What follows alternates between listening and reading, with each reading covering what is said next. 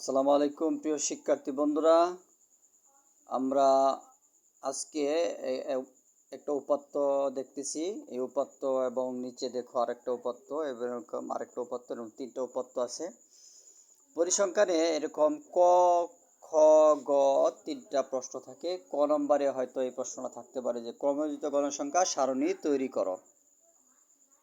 যদি এরূপ থাকে তাহলে তুমি কি করবে? তাহলে তোমার দেখো এখানে এই যে শ্রেণীব্যক্তি এবং গণসংখ্যা এই দুইটা গড় দেওয়া থাকবে, কিন্তু এই ক্রমযুক্ত দেওয়া থাকবে না। এই শ্রেণীব্যক্তি এবং গণসংখ্যা যে আছে এটা তুমি যেভাবে সেইভাবে লিখবে, তারপর এভাবে লিখবে ক্রমযোজিত গণসংখ্যা লিখে তারপরে যে প্রথমে এই সংখ্যা গণসংখ্যা 2, এখানে 2ই থাকবে। 2-র সাথে পরের গণসংখ্যা এই দুইটা যোগ করবে, এই দুইটা যোগ করলে কত হবে? 10। আবার এই 10-এর সাথে এই যে 12 যোগ করবে হবে 22। আবার 22-এর সাথে এই যে 5 যোগ করবে এই যে হবে 27। এই হয়ে গেল তোমার ক্রমযোজিত গণসংখ্যা। হ্যাঁ, অনেক সময় সৃজনশীল প্রশ্নের মধ্যে ক নম্বর এরকম প্রশ্ন থাকে যে ক্রমযোজিত গণসংখ্যা সারণী তৈরি করো। তাহলে এভাবে ক নম্বর লিখে তারপর লিখবে ক্রমযোজিত গণসংখ্যা সারণী তৈরি করা হলো।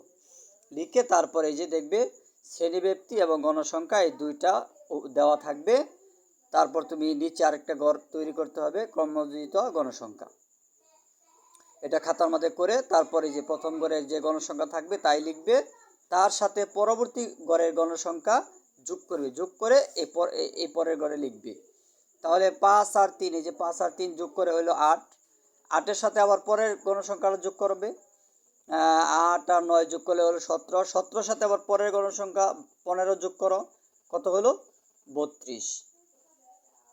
এইভাবে ক্রমযোজিত গণসংখ্যা সারণী তৈরি করা হয়। এরকম যে আরেকটা উপাত্তে দেখো শ্রেণী ব্যবধান এবং গণসংখ্যা এই দুইটা দেওয়া থাকবে, উপাত্তের মধ্যে প্রশ্নের মধ্যেই দেওয়া থাকবে। তারপর তোমাকে ক নম্বরের প্রশ্ন থাকতে পারে যে ক্রমযোজিত গণসংখ্যা সারণী তৈরি করো। তখন এইভাবে তুমি ক্রমযোজিত গণসংখ্যা লিখে তারপরে প্রথম গণসংখ্যা যা আছে তাই লিখবে। এই প্রথম গণসংখ্যার সাথে পরবর্তী গণসংখ্যা যোগ করে যেটা হবে সে 15।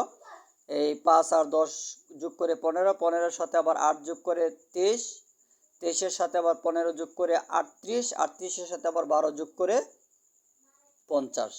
এইভাবেই ক্রমযোজিত গণসংখ্যা সারণী তৈরি করে। আশা করি বুঝতে পারছো।